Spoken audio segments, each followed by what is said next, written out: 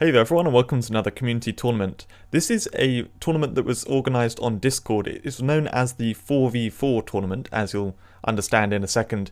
The entire tournament is in this video, so just sit back and enjoy it. It's not a particularly long one, there were lots of battles in here, but they're nice and short battles. So the host of this tournament was Sassolino. You might know him from the forum or otherwise on the Discord. I want to stress that this was organised on the Discord. It's just a friendly tournament between people on there, and I wanted to kind of mention that because if you're interested, you know, the Discord is somewhere you can go to chat with people and have a bit of fun with the game in stuff like this, or otherwise just discuss strategies and that kind of thing. So the tournament rules, well, it is basically a front lines only tournament. That's why it's called the 4v4.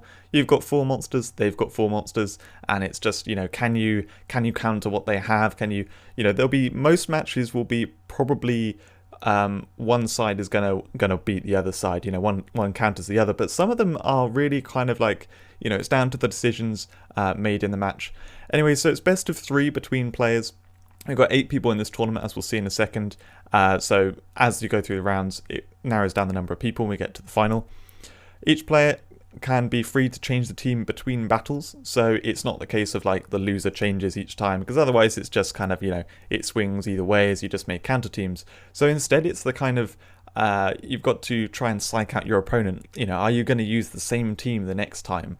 So do they need to make something to counter it, or are you going to change a team, in which case if they try and counter it, do they then get beaten again? So a lot of fun with that, and they had to come up with a ban list for this kind of thing. There's just, you know, some monsters which could be a little too overpowered. For example, Cannon Shogun, right now it has the combo with epics in the front line, the fast assisted hit all epics, and that can just devastate enemy lines. It wouldn't be very fun if everyone was using that. And then Sancta Stag, that's a protector with camouflage. It shuts down so many strategies. It can be a real nightmare to deal with. And, you know, everyone would probably need a protector killer if Sancta Stag was allowed in this tournament.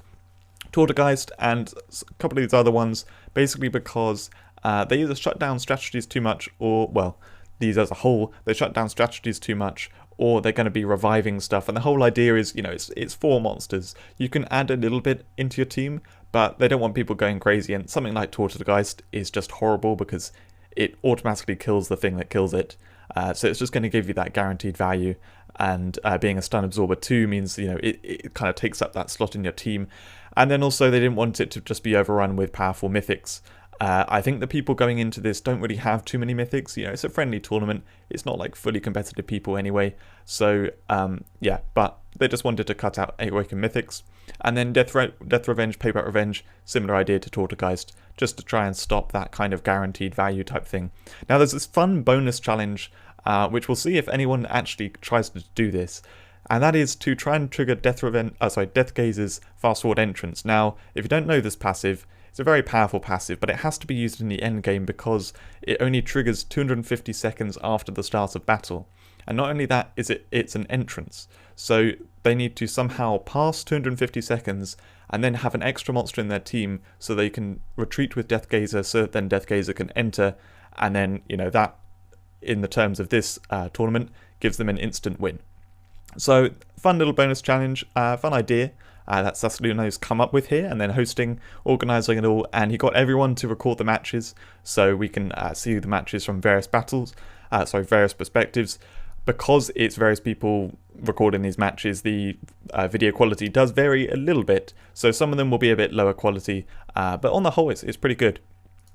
So, the quarterfinals, there were 8 people in this tournament. These are all 8, and you'll see there are quite a few NML. I can't remember what that actually stands for, that clan name, but I believe they're probably the people from Discord. They have a little clan on there, and there's my friend One Lemon in there. He's from my clan, so, you know, good luck to him. So yeah, the 8 people here, we're going to go through them in order that it shows here. Go through the matches. So this first match, we are watching from Alvarez's standpoint. He is using 1-on-1. And this is one of the matches which you can see the quality is a little iffy. So Galio Dragon unfortunately cannot do the stun flash because Flutter Drake Iris is going to absorb it. So he just skips and then hits, and the 1-on-1 goes off. That Oni Blade is potted really nicely, so it's actually faster than the Shadow Worm. If the Shadow Worm had been potted and was going in front of the Galio Dragon, that actually would have been a really nice counter to 1-on-1. So unfortunately, 1-on-1 goes off and does its thing, and now he can Dream Hunt through there. Bunker Beast and Blaze Bones both staying awake. The Flutterdrake Iris, bit of an interesting choice. You do see that a lot with 1-on-1, just because it goes faster than the 1-on-1, so it can accelerate the team before going to sleep and give the stun protection. So here he's a little awkward at the end, trying to kill both these enemies. So if he kills the Anko Dragon, he'll just get another Anko Dragon. If he kills the Yang, he'll get a Yin. So he has to carefully maneuver around this to hit them both, kill them both at the same time. He decides to do it with Blaze Bones, I believe. But yeah, could have done the Revolutionize, then Hellfire Mortar all, or just lined it up a little differently. But he took his time, did it safely, and great win to him. Round 2 now, he's using the same team, but the opponent has now created a counter to 1-on-1, or tried to anyway. He's got 2 Insomnia monsters, and he's got the Camouflage Heaven's Worm, the Link Holy for the Link Shield All. I'm not entirely sure why he did Stun Flash there, because, to be honest, he could have done the Link Shield All, and it probably would have been pretty good. The Flutterdrake Iris was asleep anyway, so he didn't need to use the Stun Flash. But anyway, that's how it's going. And double Dream Hunt there. Very good use of Metatherian against 1-on-1, doing the double Dream Hunt. It actually may have been, I can't remember the exact timing of things, but it may have been a really good opportunity to take down Bunker Beast. If he could use, say, Protector Killer with Aviator and then do the double Dream Hunt, he might have been able to take down Bunker Beast. I'm not entirely sure now as we're watching this, but he's having a little bit of an issue trying to deal with this Lord's Reign. I'm not entirely sure how to sort of get to it. He could do the Piercing Mortar here, but he wants to get rid of that Metatherian, so he manages to hit around the Protector and get rid of that. He also needs to deal with his Heaven's Worm at some point, because that is going to get Survivor and be able to heal itself, and its Survivor's pretty quick, so it can get around Bunker Beast maybe. So at this point, he tries to go for either Lord's Reign or Heaven's Worm. Either's a pretty good choice. If you can get around the Protector to kill Heaven's Worm, that would be good. So he goes for Heaven's Worm, and sure enough, he hits around the Protector. So now he's just got to deal with his last 2. Aviator can't really do a whole lot. Lord's Reign, it is annoying to deal with, but because his Bunker Beast is shielded, that can tank the Desperate Double very nicely. So he's trying to figure out here, do I do the Energy Blast? Puts an Overwatch on first, just to be safe, before doing the Energy Blast. And yeah, takes down the Aviator, puts Lord's Reign onto low HP, and now he can just clear it, do the last little bit. So great win to Alvarez there. He won both battles, so he's on to the semi-finals. Next battle is between Black and Interference. We've got a Link Water team here on both sides. The 10 seconds needed for Sonic Strike just about does it there. Then the Poison Gas puts Polar Boss poisoned, so he can critical immediately, and then he can do the Swift Chrono Killer for Mechaleviathan. Absolutely devastating there with a high speed sweeping. And Azaridos can, it can kill one thing, but from here it can't do a whole lot. So Freeze Cobra trying to poison itself, and then Delegazar here. He goes with double Bloodthirst. I would say that's slightly risky, just generally as I would play with this. Azaridos has Time Strike. I probably wouldn't have done the double Bloodthirst, but his Delegazar is +9, and there's not really any way Azaridos can pull back from here anyway. So yeah, pretty safe to finish it off there. Just does the last bit of damage. So for this next one, we're actually going to change viewpoint. We're going to be watching it from Interference's side, and we have this lovely quality video now. So this is round 2 from the other side, and it is similar kind of thing. Lots of Flutterdrake Iris we're seeing around, lots of Megalo Dragon, but yeah, he gets to sweep back. So last battle, Black got to sweep really nicely through the opponent's team. Now Interference got to do that raw assassinate right at the beginning, follow up with the Link Deathstroke as well. So now it's a 2v4, but then the Time Strike makes it a 2v3, and Interference is his favourite Arborgaius. He loves that monster.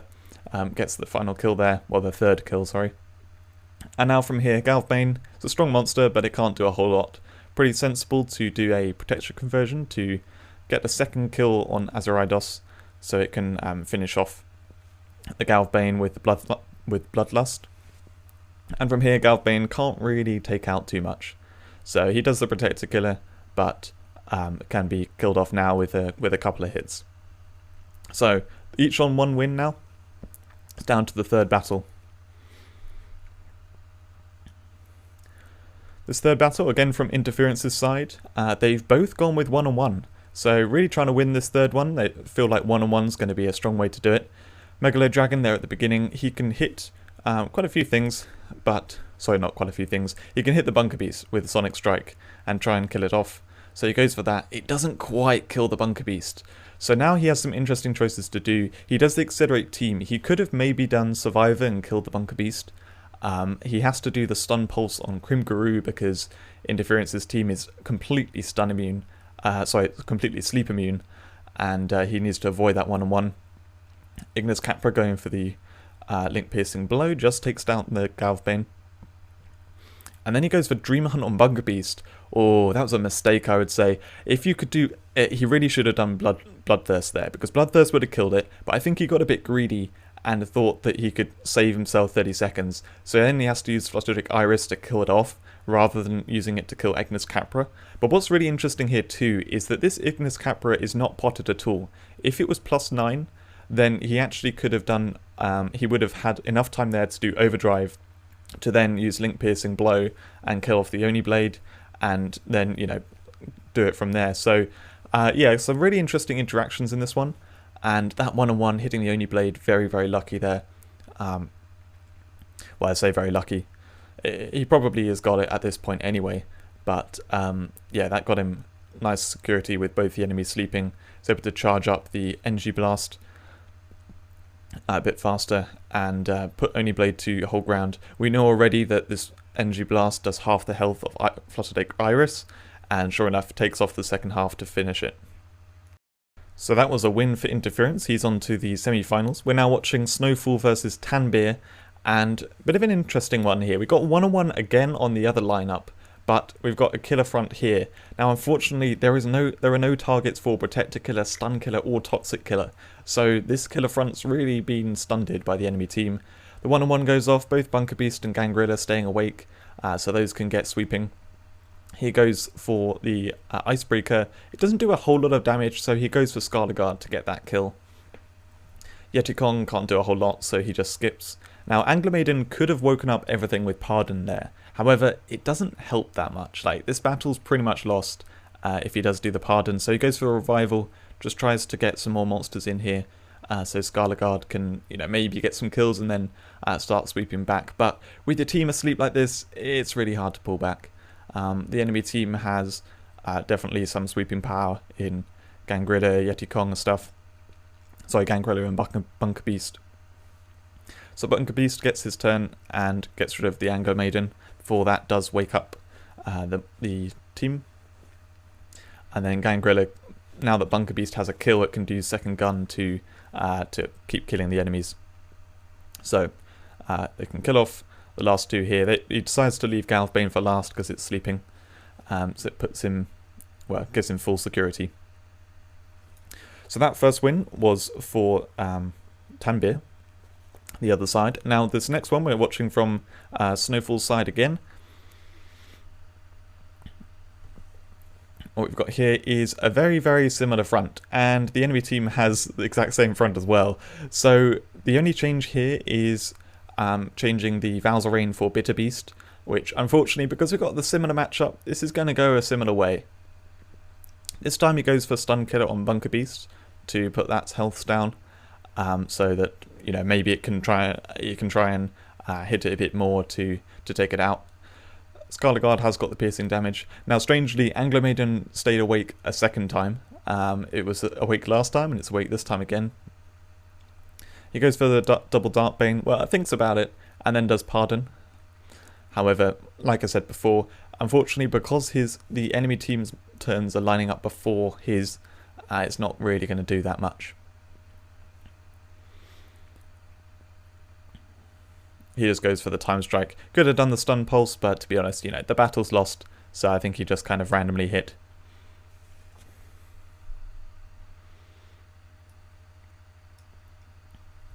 and now finally with the Overwatch, but it isn't going to do a whole lot. So from this, Tanbeer won, so that's 3 out of the 4 in the quarterfinals that we've seen, and finally it is just watching Lemon and I'm Not Danny, basically Danny. So Lemon's got one of his favourites lineups here, where he does the life flip into Desperate All, and wow, that was a quick finish. There's not even any point talking about the enemy team, it got swept away super fast. So second battle now, Lemon is using 1-on-1, as we've seen many times before, with the Link stun flash on the Bulby Boom there, and with Gangrilla. Now, as you do stun flash on a stun absorber, very frequently, if you use 1-on-1, it will put everything else to sleep. And that is what's happened here. Unfortunately, Danny just had absolutely no chance at all in this battle. And as you can see, the sweeping that we've seen in previous battles from those, absolutely devastating. Lemon thrashed to the opponent. Very unfortunate, just got fully countered by what Danny got fully countered by what Lemon had. So that was the quarterfinals. You can see the wins and losses here. The 4 people moving on to the next round are Alvarez, Interference, Tanbeer, and Lemon. So the semi-finals, it is Alvarez up against Interference and Lemon up against Tanbeer. The teams that they use vary slightly, but they pretty much use similar teams throughout this tournament.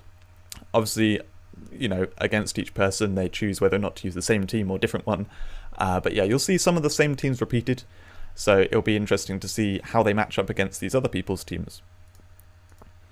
So moving into the first battle, this is Alvarez against Interference. We're seeing it from Alvarez's side, and he's using his 1-on-1 lineup against Interference's lineup with Arbogast.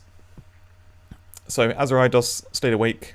Now, weirdly also, Alvarez has Oni Blade that is incredibly potted, so it actually went faster than the opponent's Flutterdrake Iris. Anyway, Interference disconnects. I'm not entirely sure why, but this win does go to disconnect. So that's just how it is. But anyway, I'm pretty sure Alvarez would have thrashed Interference just with that successful 1-on-1. So this second battle, it started... This is from Interference's side, I should say. Unfortunately, the recording started a bit late. By the looks of it, Scorpio Guy stayed awake and did Poison Gas. Flutterdrake Rose can also do the Poison Gas because it's sleep immune. That is after the 1-on-1. So we've had the Energy Charge on Blaze Bones, Bunker Beast loading, Accelerate on Flutterdrake Iris. And now it's basically a chance for Scorpio Guys to do sweeping. Beautiful sweeping here. I'm surprised actually Robinator didn't do Poison Touch on Oni Blade. I probably would have done that, because then this Poison Double Eater, or Double Poison Eater, would have most likely done more damage and killed Flutterdrake Iris, and then also Oni Blade would have died. But you know, that's just being picky. He won this battle very nicely. That Flutterdrake Rose countering 1-on-1 quite nicely. We've seen a lot of 1-on-1, so it's quite clever to put something in that counters it. So this second battle went to Interference, so they now each have just 1 win. So this all down to this final battle. Once again, seeing it from Interference's side. So 1-on-1 on the front line, on the opponent's side, but the Megalo Dragon really nicely took down the Oni Blade. He got to finish it off with a Herbasaur. Interference here playing a bit of counter to 1-on-1 with the Herbasaur there. And then the enemy team is a little bit slow to get started. Link Deathstroke hitting that Bunker Beast. Oh, that's perfect. That's the thing you needed to get rid of that's going to be annoying. And here, Assisted Splash doing so much damage. It almost killed that Pumpkin. It's quite unfortunate that it didn't. So he can now Poison Eater something. Or he could Poison Massacre. I don't know if Poison Massacre would kill both of them. But anyway, he doesn't trust that Pumpkin will not die. He actually goes ahead and uses Piercing Blow rather than Dream Hunt. Personally, I would have done Piercing Blow on the Flutterdrake Iris and then, you know, let the Pumpkin die to poison. But, you know, better to be safe than sorry. So from here, it's pretty much game win. Interference won this match. So Interference is on to the final.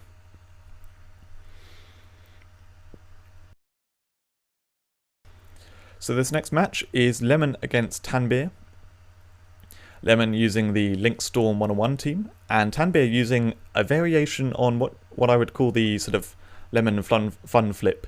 Basically, Bitterbeast is going to switch Life Flip Friend on Knight Rider so it can do the Desperate All. Bitterbeast was actually a hit behind it, just behind Knight Rider, unfortunately, so it wouldn't have worked. And with that Sonic Strike at the beginning, it actually would have been great to hit Bulby Beam so that the stun flash the stun wave from Nova Drake could have stunned this 1-on-1 team. It's hard to sort of look at exactly how it would line up and whether it would work with that. But yeah, that would have gone a lot better, I think, for Tanbeer here. As it was just crazy hitting back and forth. Lots of monsters, put onto low health. You can't go much more crazy than that. So anyway, win for Lemon though. His 1-on-1 paid off. Round 2, we've got the Fun Flip for Lemon, and the other side is Link Fire. Now at the beginning here, you can see the flip into Desperate Ore is going to work again. He went for Raw Assassinate onto the Asterios. Personally, looking at that, I think they all would have, died. Other than the Asterios, that was a sort of maybe. It wouldn't have died, but so I would have hit that with a reckless attack first. But once again, being picky, and he knows the damage of his Desperate Ore, it did put that Asterios to hold ground. And he did do the Raw Assassinate on it too. Maybe he was just saving on seconds and health on his Megalo Dragon. Anyway, that was the semi-finals. So as you can see, Interference won that, and Lemon won his one. So they're on to the final now, where they're going to be facing off to see who can win. So starting off with the first battle, we're seeing all these from Lemon's side. He has the same team that he just used. You can see Tanbeer's is the one with Arbogaius and Link Water. Lemon's team is just super fast here. If you don't have anything to counter it in time, it's going to be a real nightmare. So he takes a bit of health off Mechaviathan because that's not really going to die. In fact, it's high defense monsters all round, but he's got the Shadow Worm there as well to hit them. So really hard to get past that kind of thing. Lemon once again won with his Life Flip team. So round 2, Lemon switches to his 1-on-1 team with the Link Storm, and by the looks of it, Interference made a team to try and counter that Life Flip team before. With shield monsters that shield, it's got Bunker Beast there as well, and Heaven's Worm that both counter 1-on-1 because they're both going to stay awake. So pretty nice team building there to try and counter things. However, unfortunately, Heaven's Worm can't do Link Shield all here because he doesn't have the Link. So he goes for the Stun Flash, which is another time we've seen Bulby Boom go off in this tournament. Bulby Boom explodes, it does wake up Bitter Beast, but it removes the shields from Bunker Beast. So he can now, Lemon can now Icebreaker the Bunker Beast to kill it off. However, he doesn't go for Bunker Beast, he goes for Bitter Beast. And that was a bit of a weird choice here because he can't put the Bunker Beast to sleep. So it comes to Gangrilla's turn again, and he's thinking, okay, I need to do a move, but he doesn't have second gun because nothing has a kill other than Gangrilla, and that's the one situation where Gangrilla can't do much, is if it's the only monster on the field with a kill. So, as it turns out, Interference can now do the Piercing Mortar to take down Gangrilla before it goes, and then we're left with an Oni Blade that has no kills.